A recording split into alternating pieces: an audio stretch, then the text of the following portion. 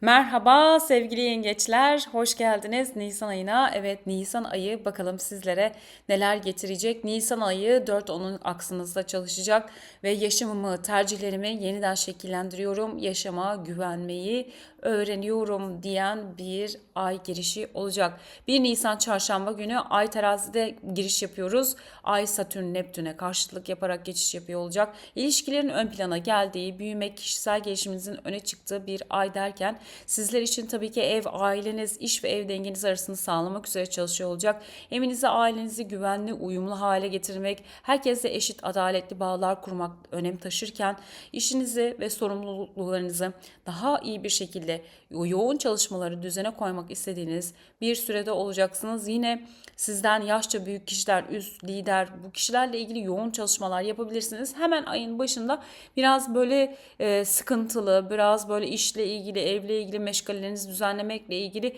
böyle biraz orayı dengelemekle ilgili çalışan bir noktada olacaksınız. Ay başlangıcında duygusal anlamda tabii ki pek çok konuyu yenilediğiniz, düzenlediğiniz bir süre. Yine estetik, güzellik, bakım işleri varsa ayın hemen başında bu işlerle ilgili gündemler ortaya çıkabilir. Dolunay sonrasını kullanmakta fayda var. Yine eşitlikçi, güvenlikçi anlayışınız, evinizi, iş ortamınızı korunaklı, güzel, olumlu hale çevirmek ön plana geliyor. Böyle bir ay girişi yapıyor olacaksınız sevgili yengeçler. Ve 2 Nisan Perşembe. Türkiye saatiyle 02.12'de 12 derece terazi dolunayı gerçekleşiyor. Pembe dolunay. İlişkilerde barışçıl, iyimser pembe dolunay. Siz sevgili yengeçler ve yükselen yengeçler için en çok etkilendiğiniz 4. evinizde olacak. Yani eviniz. Aileniz, aile bireyleriniz, içsel huzurunuz çok ön plana çıkıyor. Burada dengeli olmak, evinizin uyumlu, güzel, ev aile figürleri, kadınlar, ailenizin içindeki anneniz, o gibi kişiler bunlarla ilgili uyumlu, ahenkli bir noktada olmak önem taşıyor olacak bu pembe terazi dolunayında. Tabii ki burada meşgaleleriniz hemen karşıt evinde. Üst görevlerdeki kişiler, günlük meşgaleniz, yöneticiler, liderlik ve cesaretinizi ortaya koyarken buradaki zorlanmalarınızı görevlere ele almadaki kolaylıkla başa çıkma enerjinizi çalıştırıyor olacak sevgili yengeçler. Eviniz ve ailenizdeki bireylerin gündemleri. Özellikle duygusal dengeyi korumak adına sizi zorlayan konular. Burada uyum ve dengede kalmak biraz zorlaşabilir. Çünkü Jüpiter biliyorsunuz sizin burcunuzda 1. evde. Burada bir tek kare yaparak geçecek. Duygusal anlamdaki enerjinizi çok yükseltiyor sevgili yengeçler ve yükselen yengeçler. Duygusal anlamda duygusal hassasiyetleriniz yine bedensel olarak bedensel değişimler içinde olabileceğinizi gösteriyor. Bedensel derken burada ödemler, yeme içme, ailenizin içindeki durumlar buradaki sistemler içinde hareket ediyor olacak. Yine ilişki dinamikleri tabii ki pembe terazi dolunayı tamamen ilişkiler odaklı. Evinizde, eşinizle, çocuklarınızla, aile bireylerinizle buradaki görev ve problemleri yönetmek adına olumlu bir şekilde çalışacak. İş ve ev dengenizi, uyumunuzu arttıran ve buraya uyum sağlamak adına bir takım duygusal olarak dengeler içine çekileceksiniz. Tabii ki aynı zamanda o içsel zarafetiniz, ev, aile ortamındaki kişilerle eşlikçi, adaletçi olmak bu onlar çok yükseliyor olacak. 1. evdeki Jüpiter düşünceleriniz, fikirlerinizi aile içerisinde uygun bir şekilde, güzel bir şekilde, olumlu bir şekilde ortaya koymak aktif olacak. Tabii ki yükselen duyguları burada dengeleyebilmeniz önemli. Şifalandırıcı etkiler var. Kadınlar, ailenizin içindeki kadınlar, bunlarla aranızın, bu kişilerle aranızın düzelmesi, karşılıklı olarak dengeye gelebileceğiniz bir dolunay. Yine yolculuklar, eğitimleriniz varsa, iş planlarınız varsa burada bir baskı yaratabilir. Buradaki duygularınızı dengelemekle ilgili çalışacak bir dolunay. Hemen para konularına bakalım. Sevgili yengeçler, para konularında maaş, dışarıdan gelen paranızı dengelemek, görebilmek, ilerletmek adına sizin işinize yaramayan pek çok konuyu eleyeceksiniz. Venüs yönetici gezegeni Dolunay'ın Plüton'la yaklaşan bir kare içinde olacak ve kare yapmaya başlayacaklar. Özellikle paranızı sağlamlaştırmada bir takım problem ve pürüzleri fark edeceğiniz bir süreç. Burada paranızı yönetmekle, paranızın değişimiyle, bunlarla ilgili değişimi görüp finansal anlamda büyüme planları için olumlu zeminler hazırlamaya çalışacağınız bir süre. Tabii ki burada paranızda dönüşüm devam ediyor demiştik. Paranızda artış, terfi veya aldığınız paranın değişimi söz konusu. Sosyal bağlarda uzun geliştirecek, işinizle beraber geliştirebileceğiniz kişiler, yöneticiler, üst görevler, bunları ele alabilirsiniz ve buradaki gelişmeler uzun vadede ki akışına etki edecek. Tabii birazcık burada Venüs'ün yaklaşan Plüton karesiyle bu akışı görüp buradaki kritik noktalarda dengeleyebilmenizi sağlayacak. Bu dengeye gelmenizi gösterecek. Ve tabii ki üst yönetimdeki kişiler, maaşla ilgili beklentiler, burada kritik bir takım zorlukları görebileceğinizi gösteriyor. Evet, pembe bir dolunay dedik. Evet, özellikle ilişki odaklı demiştik ama bazı gerçeklikleri de görmek, o göz ardı ettiğiniz konuları önemsemek de önemli olacak bu sürede. Sosyal bağlar demiştik. Sizin işinizi uzun vadeye taşıyacak olan lider, bu gibi kişilerle ilgili anlaşmalarla ilgili bir takım konularda yan yana gelebilirsiniz. Burada tabii ki bir takım konuların parasal anlamda ortaya çıkacağı söz konusu. Sağlık konularına bakalım. Ay terazi, geçmiş kronik bir takım rahatsızlıklar varsa bedeninizde, kadınsal üreme organları, yine kronik böbrekle ilgili bazı bir takım kronik rahatsızlıklarla ilgili oluşabileceğini gösteriyor. Alt karın bölgesi, kalçaları sembolize eden ay terazi. Burada bel, yine omurga, kalçalar, bunlarla ilgili durumlar oluşabilir. Ve tabii ki Jüpiter birinci evinizde olduğu için ödem, şişlik, solunum yolları ile ilgili, kalınsal rahatsızlıklarla ilgili durumlara tedbirli olmakta fayda var. Sevgili yengeçler, güzel bir dolunay diliyorum. Burada ev ve ilişkilerinizle ilgili pek çok konuyu gündeme getirirken bir takım konularda da artık işinizle ilgili revizeler yapıp ve duygusal olarak güzel aileniz içinde, dengeler içinde olacağınız, güzel haber için olacağınız süreci gösteriyor. Ve 4 Nisan Cumartesi Merkür Jüpiter'le üçgen yapıyor, güzel bir gün. Uzakta görüşmediğiniz kişilerle görüşebilir, haberler alabilir, davalar, kağıtlar, evrak işleri, hükümet işleri, bunlar varsa bunda olumlu sonuçlar yakalayabilirsiniz sevgili yengeçler. Şanslı, güzel bir gün. Venüs Plüton karesi gerçekleşecek. Evet, bugünlerde dolunayın hemen akabinde tam netleşiyor ve pik noktasına çıkıyor olacak. Burada tabii işvereniniz, para konuları, meşgaleleriniz, yönetici kişiler, bunlarla sürtüşmeli bir durum var. Biraz böyle çevrenizde sosyal gruplarınızla zorlu karşılaşmalı haller oluşturabilecek bir döneme doğru geçiyor olacak. Fakat burada tabii yenilenme var. Bu yenilenme sürecinde yeni konuları ortaya koyma, yeni bir iş aldınız, terfi aldınız, yeni bir konunun geçişi var. Ev, iş, aile ortamında yeni durumlar. Bunlarla ilgili Venüs Plüton burada tabii ki mücadeleci bir etkiyle yenilikleri getiriyor olacak. Ve 5-6 Nisan Pazartesi ani gelişmeler, beklenmedik sürprizler günü Ay Uranüs'le beraber yapıyor ve sizlerle tabii ki 11. ev, sosyal ortamlar, iş arkadaşlarınız, ani beklenmedik değişimler, haberler, kariyer ve meslekle ilgili, hedeflerinizle ilgili, ev, aile bireylerinin haberleriyle ilgili gündemleri sizlere getirebilen günler. Ve 9 Nisan Perşembe günü Mars Koç burcuna geçiyor. Tam 10. evinizde iş, kariyer alanına yerleşiyor. Kararlarınızı Mars Koç burcunda biliyorsunuz kendi evinde atılgan, cesur, gözü pek açık, net dediğimiz noktada iş kariyer alanınıza hızlı bir giriş yapan Mars, kararlarınızı, seçimlerinizi ortaya koymada çok etkin olacağınızı gösteriyor. Aynı zamanda iş, meslek yaşamınızda cesur, dinamik kişilerle karşılaşacağınız gibi burada stresli ve yoğun, agresif, pasif agresif tepkilerle ortaya çıkan, pasif agresif demeyelim de bayağı agresif bir şekilde ortaya çıkan noktalarda olacak. Duygusal anlamda ilişkilerinizde böyle zorlayıcı etkiler varsa bugünlere lütfen dikkat. Burada kırgınlıklar, kazalar, sakarlıklar, özellikle tepe evinizden tam giriş yapan Satürn ve Koç'un geçişi olacak. Neptün'le yakınlaşıp girecek. Burada tabii ki çok zorlayıcı etkiler getirebilir. İşinizle ilgili, kısıtlanmalarla ilgili, tepkilerle ilgili. Siz çok fazla etki alıyor olacaksınız. Sevgili yengeçler, burada endişelere mal vermek istemiyorum. Kesinlikle zaten Plüton'un 8'de hareket ederken özellikle burada hani endişe etmemek, korkular içine girmemek, işinizde oluşabilecek durumları cesaretle, yüreklilikle ve aynı zamanda tabii ki öfkeye kapılmadan esneyerek karşılık vermek çok önemli olacak.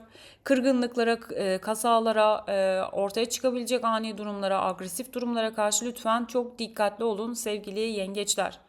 Mars'ın bu geçişi Neptün'le beraber tabii ki kendimize zarar verebilecek duygusal zorlu durumlara karşı da dikkat etmemiz gerekiyor. Kendinize çok yüklenmemek ve bu yüklerin tabii ki iş ve genel meşgale hayatımıza yansıması söz konusu. Ve 18 Nisan Pazartesi Güneş Kayron'la kavuşacak sevgili yengeçler. Burada aynı zamanda Kayron yaralı şifacı dediğimiz noktada çalışıyor. Bir yandan da oldukça şifalandırıcı bu yeni kimlikler, yeni işler, yeni ortamlar bunlar ayak sağlarken Kayron burada duygusal anlamda liderliği ele aldığınız konularla.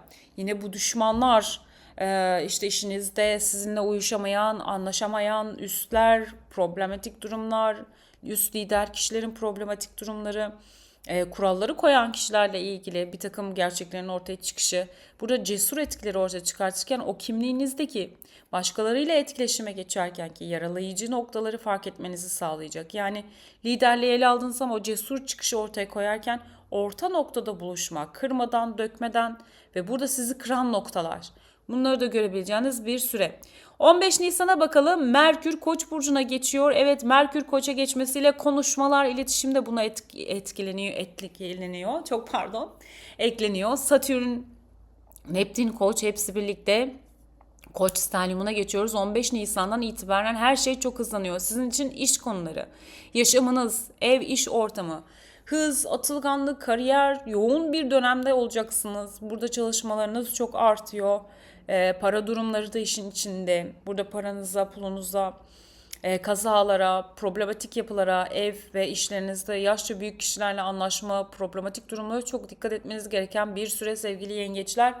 İş yerinizde ve parasal durumlarda korumalı kalmanızda fayda var. Temkinli ve sakin olmakta fayda var. Çok yoğun bir etki altında olacaksınız. Ve 17 Nisan 14.51'de Koç yeni ayı gerçekleşiyor. Atılgan, ateşli, hızlı gelişmeler, dünya liderleri ve liderlerle ilgili ani gelişmeler, problematik yapıların ortaya çıkabileceği bir Koç yeni ayı.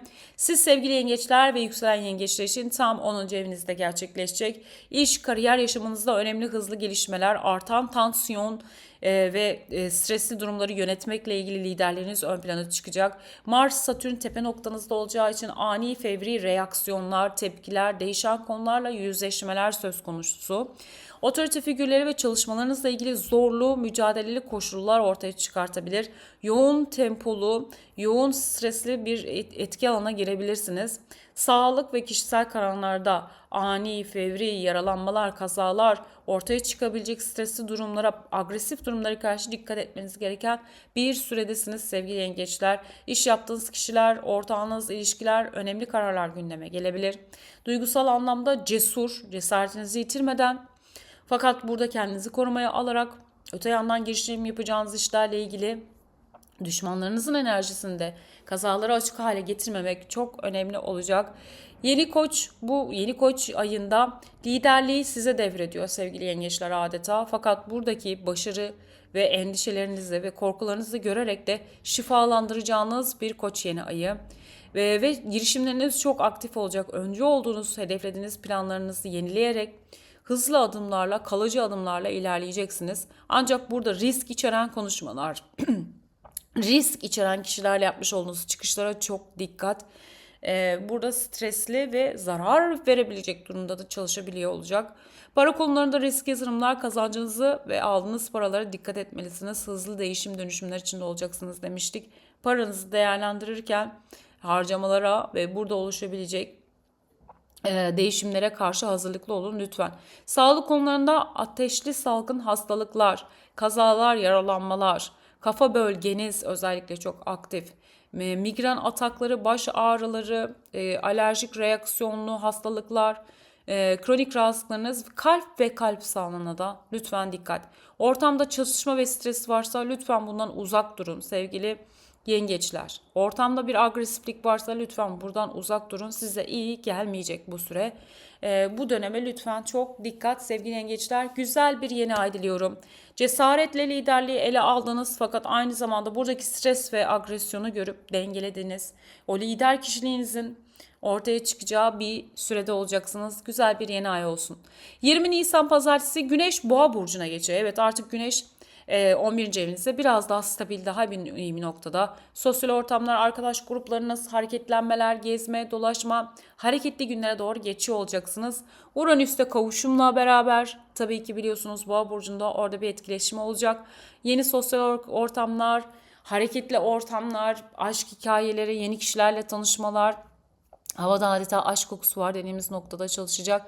Burada tabii ki kritik derecelerle hareket eden bir Uranüs'ümüz olacak. Bu Uranüs'ün tabii ki bu hareketi sosyal ortamlarda, sosyal kişiler, aşk hikayeleri, tanışmalar, bazı başlangıçlar ve bitişlerle ilgili hareket edecek bir günde olacağız. Ve 23 Nisan Ulusal Egemenlik ve Çocuk Bayramımız, sevgimiz atamızın bize armağan etmiş olduğu Ulusal Egemenlik ve 23 Nisan'ımız kutlu olsun. Mars, Merkür Koç burcunda, fevri konuşmalar demiştik, heyecanlı girişimler arttığı bir sürede olacaksınız. Kendinizi ifade etmek çok kuvvetli olurken sakar, sabırsız, yaralayıcı noktalara karşı lütfen dikkat. Kırgınlıklar yaratabilir, kırılabilirsiniz, kırabilirsiniz, bu anlamda çalışacak. 24 Nisan Venüs İkizler burcunda 12. evinize doğru ilerliyor. Uranüs'le beraber tam bu sırada geçerken tabii ki kritik değişimlere gebe olacak. Burada bazı ilişkileriniz, sosyal ortamlarla, arkadaşlıklarla ilgili bir takım değişimler, dönüşümler, haberler alacağınız bir süre.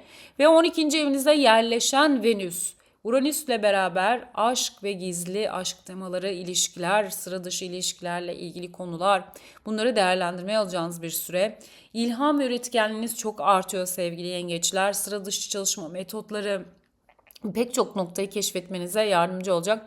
Perde arkası ilişkiler ve bunlarla ilgili gündemler, bunları fark edeceğinizde bir dönemde olacaksınız. Ve 25 Nisan Güneş Plüton karesi gerçekleşiyor. Oldukça etkin ve Güneş Plüton tam 11. evinize yerleşmiş olan Güneş, artık hedeflerinizle, uzun vade geliştirmek istediğiniz konularla, para ve derin korkularınızla daha böyle artık kaynağına vurgu yapan ve bunları gördüğünüz, iyileştirdiğiniz, cesaret ve korkusuzca kabul ettiğinizi düşündüğünüz tüm ortamlarda güçlü kişiler, anlaşmazlıklar, bunları yönettiğiniz ve şekillendirdiğiniz bir sürede olacaksınız. Hedefleriniz, umudunuz yükseliyor sevgili yengeçler. Buradaki korku ve endişeleri şifalandırarak, tamamlayarak bir takım yeniliklere doğru ilerlediğiniz, geliştirdiğiniz bir süre.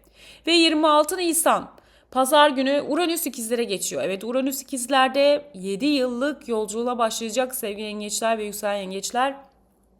Ay düğümleriyle karmik ve kadersel anlamda kareler, özellikle etkiler içine kareler yaparak girecek. Sürprizli, sıra dışı, enteresan, ilginç, yeni bir döneme geçiyoruz sevgili yengeçler. Sizin için 12. evde Venüs'te kavuşarak girecek. Tabii ki karmik ve kadersel anlamda dediğimiz ilişkiler, özellikle geçmiş ilişkiler, gizli aşk konuları, gizli konuları aydınlatmak, kapalı kapılar ardında sıra dışı dünyanın kapılarını sizlere açıyor olacak. Uranüs gelişen teknolojiler demek, yapay zeka demek, yurt dışı ve kapalı ortamlarda çalışmalarınızı arttırabilir ve yeni bir sürece geçmenizi sağlayabilir. Burada tabii ki bilgi ve iletişim kanallarınızda çok önemli yenilikler, içsel keşifler yapacağınız bir döngüde olacaksınız. Hayırlısı uğurlusuyla gelsin. Belki yepyeni bir teknolojiyle beraber işinizi geliştirmekle ilgili çalışmalar yapabilirsiniz. Yine duygularınızla ilgili, sevgi, aşk temalarıyla ilgili önemli bir takım güzel aydınlanmalar ve farkındalıklarla yeni bir sürece gireceğiniz bir dönemi gösteriyor. Belki bu ilişkilerinizin tamamen yenilenmesiyle ilgili bir süreci başlatıyor olacak. 7 yıl boyunca da devam ediyor olacak. Ve 27-30 Nisan ay sonuna geldik. Merkür Chiron'la beraber kavuşuyor olacak. O Koç stelyumunun içerisinde önemli bir kavuşum yapacak. Fikirlerinizi özgür ve özgürlükçü bir şekilde, bağımsız ve cesur şekilde ortaya koymak önemli olacak. 10. evdeki bu geçiş iş kariyerinizde, kişilerle ilgili konuşmalarda kırılmalar, duygusal hassasiyetler, bunları ortaya çıkaracak ve iş yaşamınızda o cesur iletişiminizi ortaya koyarken aynı zamanda sözcüklerinizin gücünü fark ediyor olacaksınız. Çünkü burada dil yarası dediğimiz, yani bir söz söylersiniz cesur, dürüstçe, ama bu kırgınlıklara yol açabilir ve başkalarıyla iletişiminizde, özellikle kırılan kişilerin, siz de kırılıyor olabilirsiniz ve siz de bunu yapıyor olabilirsiniz. Dürüst ifadeler, buradaki konuları fark edeceğiniz bir süreç. Yeni yolculuklar, iş, ticaret anlaşmaları, hızlanan konular, bunlara dahil olacaksınız ve kendinize, konuşmalarınızı, liderliğinizi geliştirerek yeni hayat standartlarına, yeni kimliğe doğru geçtiğiniz bir süredesiniz sevgili yengeçler. Güzel bir ay diliyorum. Bu ay gerçekten ayın ikinci yarısında çok hızlanacak belli ki. İşiniz, kariyerinizde hızlı gelişmeler yaparken ayın sonunda Uranüs'le beraber aşk ve ilişkilerde sıra dışı bir takım konularla karşılaşarak işinizi geliştirdiğiniz bir süre. Evet, sizler için bir olumlama hazırladım sevgili yengeçler ve sizlere geliyor Yengeç Nisan ayı olumlaması. Dış dünyadaki sorumluluklarımı ruhumun ihtiyaçlarıyla kusursuz bir şekilde dengeliyorum ve uyum yaratıyorum. Bedenimi tüm stresin etkilerinden, endişelerden ve korkulardan özgür bırakıyorum. Bir nefesle şifalanıyor ve yenileniyorum. Evimi, ailemi, huzurumu, adaleti ve sevgiyi seçiyorum. Yaşam köklerimden aldığım güçle kendimi güvende yeniden korumuş bir şekilde ortaya çıkarıyorum ve dengedeyim. Sizler için geldi sevgili yengeçler. Güzel bir Nisan ayı diliyorum. Sevgi ve selamlarımla.